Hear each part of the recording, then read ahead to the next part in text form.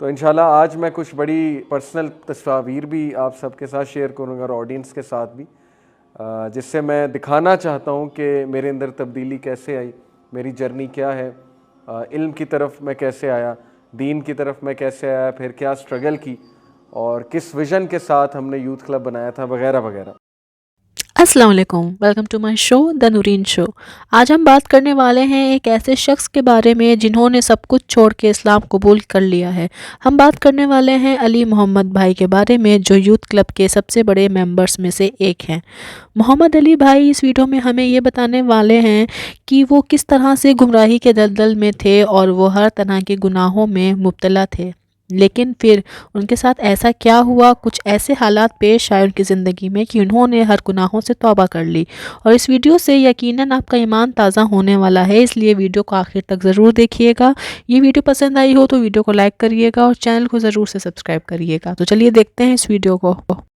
से कोई 13-14 साल पहले, 2007 की बात है, तकरीबन 14 साल पहले मेरी भी एक कॉन्शियस बर्थ हुई, शऊरी पैदाइश हुई।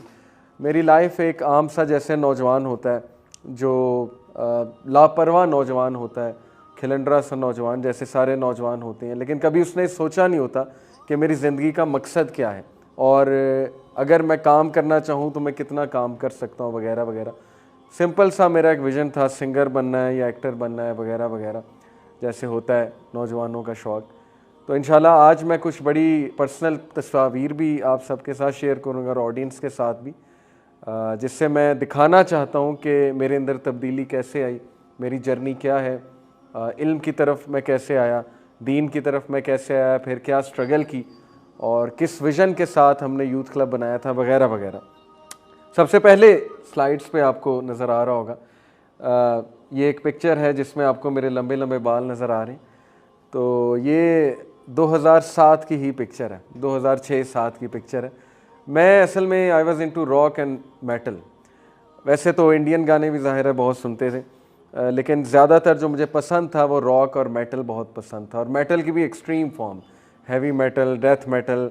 मेरा एक दोस्त था ज़रार, माशाल्लाह वो भी दीन की तरफ है। उसके इतने लंबे लंबे बाल थे क्योंकि वो गिटारिस्ट था। और एक और हमारा दोस्त था हसन गौरी, वो उसका कज़न था, वो ड्रमर भी था, बैस भी बजाता था, मैं सिंगिंग कर लेता था थोड़ी बहुत। तो ये तब की तस्वीर है जो आपको नज़र आ रही कि लंबे लंबे बाल एक शौक़ था, जैसे रॉक स्टार्स होते हैं, जैसे वो मेटल वाले होते हैं, तो उनकी तरह के बाल रखने का एक शौक़ था, क्योंकि हेड बैंगिंग हम बहुत किया करते थे, बालों को हिलाना, हेड को बैंग करना। मुझे बल्कि याद है कि ए लेवल में 2004 की बात है, हम लाहौर आया करते थे। उस वक्त मेरी रहाइश फैसलाबाद में थी। हम लाहौर आया करते थे सिर्फ इसलिए कि रात को DHA जाएंगे, वहाँ जाके ऊंची डेक में मेटल सॉन्ग चलाएंगे, हेड बैंगिंग करेंगे, सारे देखेंगे, अटेंशन सीकिंग करेंगे। इस तरह हम करते भी थे। एक मेरा दोस्त था, वो अमेरिका में होता है, तो उसने हमें शौक़ डाला था रॉक का और मेटल का। बहरहाल हम DHA आते थे, आकर गाड़ी खड़ी करते थे, उसने डेक लगाए होते थे अपनी गाड़ी में। उस वक्त उसके बाद मुझे याद है सिविक थी कि करोला थी गालिबन, तो फुल ऊंची गाने लगा के हम हेड बैंगिंग किया करते थे। तो ये तब भी ऐसे ही मेरे बाल होते थे हेड बैंगिंग के लिए, मुख्तलिफ़ किस्म की हम हेड बैंगिंग करते थे। एनीवे, तो यूनिवर्सिटी में ही मैं मशहूर था कि ये एक मतलब इस टाइप का म्यूज़िक सुनने वाले लोग हैं। और क्रिकेटर भी मैं था, तो बाल लंबे लंबे थे, तो बॉलिंग मेरी काफ़ी फास्ट थी। शुरू में मुझे अली बॉलर के नाम से, बल्कि अभी तक अगर आप यूनिवर्सिटी में जाएंगे जी की, काफ़ी लोग अली बॉलर के नाम से जानते हैं। काफ़ी तेज़ बॉलिंग थी मेरी, तो शुएब अख्तर को कॉपी करने की कोशिश करता था मैं। लंबे लंबे बाल भी थे, एटीट्यूड भी वैसा ही दिखाता था, घुरी शुरी कराता था, स्लेजिंग वगैरह ये वो।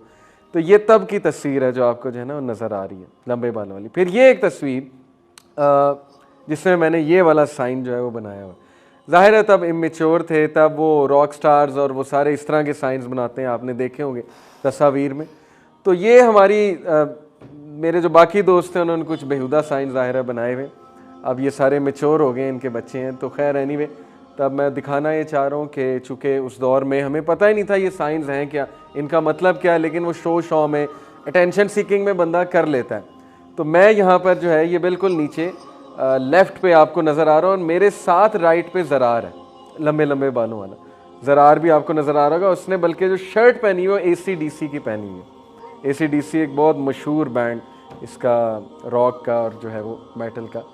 तो बहरहाल ये सारी मुझे चीज़ें इसलिए पता हैं कि पास्ट में हम ये सुनते रहे। तो एनीवे ये जो मैंने साइन किया हुआ तब हमें नहीं पता था इसका मतलब क्या है, लेकिन ज़ाहिर है कि सारे रॉक स्टार्स करते थे, हम करते थे। ये अबासीन एक होटल था वहाँ पे झील पे, वहाँ हम हाइकिंग करके गए थे सारे। ये बिल्कुल शुरू की बात है जब जीकी में हमारा एडमिशन हुआ था। तो वहाँ पर जाके फिर हमने मछली खाई, खाना खाया, उसके बाद फिर ये तस्वीर हमने खिंचाई। ये एक तस्वीर। फिर अगली तस्वीर, ये हमने एक माइम परफॉर्म की थी शुरू में। माइम जो है ना, उसमें क्या होता है कि फेस को आप पेंट करते हैं, फेस को पेंट करके आप ना एक्शन से एक्टिंग करते हैं, बोलना कुछ नहीं है, डायलॉग कुछ नहीं होता, आपने अपने एक्शन से एक्टिंग करनी होती। तो मैं शुरू से एक्टिंग में था, ए लेवल के टाइम से, बल्कि ओ लेवल के टाइम से थिएटर्स, एक्टिंग। जीकी में मैंने ड्रामा कॉम्पिटिशन्स में बेस्ट एक्टर नॉमिनेट हुआ हूँ 2 बार। एक बार मैंने बेस्ट प्रोडक्शन भी जीता हुआ है। हमारे वो पीटीवी के बहुत बड़े एक्टर हैं तौकीर नासिर साहब, उनकी एकेडमी भी है इस्लामाबाद में, उन्होंने मेरे ड्रामे को फर्स्ट प्राइज़ दिया था। बड़ा अच्छा ड्रामा था, पेविस्ता रहे शजर से उम्मीदें बाहर है। ये दीन में आने के बाद मैंने ड्रामा किया था थिएटर में विदाउट एनी म्यूज़िक। हमने कायम करके दिखाई मिसाल के without music, without any female actress drama हो सकता। तो हमने वो करके दिखाया और फर्स्ट प्राइज़ जीत के दिखाया। और हमारे मदे मुकाबिल ऐसे ऐसे ड्रामास थे मैं आपको बता नहीं सकता, जिनका बैकड्रॉप, स्टेज, एक्टर्स कमाल थे, लेकिन अल्हम्दुलिल्लाह ओरिजिनलिटी की बेसिस पे हमें फ़र्स्ट प्राइज़ मिला। 2000 तकरीबन 10 की ये बात है। एनीवे ये काफ़ी पुरानी पिक्चर है, इसमें आप देखें मैंने भी पेंट किया हुआ अपना चेहरा, साथ में बहुत राइट में आपको ज़रार भी नज़र आएगा, उसने इस तरह किया हुआ है इमेच्योरिटी में। तो ये बड़ा एक यादगार मौका था। माइम की थी हमने पहली बार, जीकी में स्टेज एंट्री थी ऑडिटोरियम में। तो ये एक मेरा बैकग्राउंड मैं आपको बताना चाह रहा हूँ। उसके बाद जो पिक्चर है 2007 की, ये ऊपर इसके लिखा भी हुआ है 24 सितंबर 2007, टाइम भी लिखा हुआ है। टाइम अगर मैं पढ़ूँ मेरा ख्याल 3:25 है गालिबन, काफ़ी छोटा लिखा हुआ है। एनीवे ये पिक्चर मैंने खींची और 25 सितंबर 2007 को आप देख सकते हैं मैंने फेसबुक पे डाली, यहाँ आगे डेट भी आ रही है फेसबुक की। ये मेरा बेस्ट फ्रेंड है जिसका नीचे कमेंट है, चाइल्डहुड फ्रेंड जिसको आप कहते हैं कि केजी का, किंडरगार्टन का फ्रेंड है मेरा। अब ये अमेरिका में होता है, अमेज़ॉन में, काफ़ी माशाल्लाह बड़ी पोस्ट पे है, इरफान। इसका कमेंट क्या आया है देखें, ये ऐसे ही कमेंट आते हैं जब हम मौलवी बन जाए ना। मैंने टोपी चढ़ाई एकदम, ठीक है, मेरा पहला अटायर ये था, टोपी चढ़ाई, शलवार कमीज़ पहनी, क्योंकि मौलवी बनने के लिए एक जेस्चर तो देना होता है ना कि अब मैं मौलवी हो गया हूँ, तो ज़ाहिर है वो एक अटायर से देना होता है। मैंने टोपी पहन ली, फुल शराफत शो की। मैंने कहा जी अब मैं छोड़ दिया, म्यूज़िक भी छोड़ दिया, सब छोड़ दिया। एनीवे मैंने वो पिक्चर लगाई। कमेंट इसका पहला आया, ड्यूड आर यू सिक, कि तुझे क्या हो गया है, तू बीमार है क्या, मसला क्या है तेरे साथ। फिर उसने खैर खुद ही कहा लॉल किडिंग, वो तो बचपन से ही है, यानी मजाक किया कि ये तो सिक तो बचपन से ही है। यानी उसे यकीन नहीं आया मेरे दोस्त को, उसने कहा शायद मजाक में लगाई है, शायद इसने कोई प्रैंक करने के लिए ये तस्वीर लगा दी है कि ये मौलवी हो गया। तो खैर उसे नहीं पता था कि पक्का मौलवी हो गया, उसे अभी तक यकीन नहीं आता। अक्सर जब मुझसे मिलने आता है कहता है मैं आई कांट स्टिल बिलीव कि तू मौलवी हो गया, लेकिन अप्रिशिएट करता है, पसंद करता है, मुझसे सवाल पूछता है माशाल्लाह। वही लोग जो तब मजाक उड़ा रहे थे वही लोग अब हमसे सवालात पूछते हैं माशाल्लाह। वही लोग अब दीन में इंटरेस्ट लेते हैं, इज़्ज़त करते हैं। मेरा एक दोस्त था CDS, वहाँ की सोसाइटी थी, कल्चरल ड्रामेटिक एंटरटेनमेंट सोसाइटी, उसका वो प्रेसिडेंट था। ये बहुत बड़ी बात होती है उधर इस सोसाइटी का प्रेसिडेंट होना, लोग इसके लिए बहुत पापड़ बेलते हैं। उसको मैं जाता था, समझाता था कमरे में जाके, पर्सनल लेवल पे प्यार से हाथ पकड़ के कि यार ना कर, ये वाला इवेंट ना कर, इस तरह भी हो सकता है ये इवेंट, म्यूज़िक ना कर, लड़कियों को ज़रा बहनें हैं उनको ना इस तरह से मतलब डांस कराओ, ये वो समझता था माशाल्लाह, खैर थी उसमें बहुत। लेकिन ज़ाहिर है प्रेशर में, पीयर प्रेशर, आपको पता है प्रेशर होता है लोगों पे, ज़्यादातर लोग प्रेशर में करते हैं, अंदर से उन्हें पता होता है गलत है, लेकिन बस फ्लो के साथ लगे होते हैं, प्रेशर में लगे होते हैं। कभी कभी लड़ाई भी हो जाती थी, कभी कभी गुस्से भी हो जाता था मुझ पे, नज़रें भी चुराता था, मतलब मैं इतना उसे समझाता था। कैफ़े में बैठा होता था, उठ के चला जाता था मुझे देख के, लड़ाई हो जाती थी।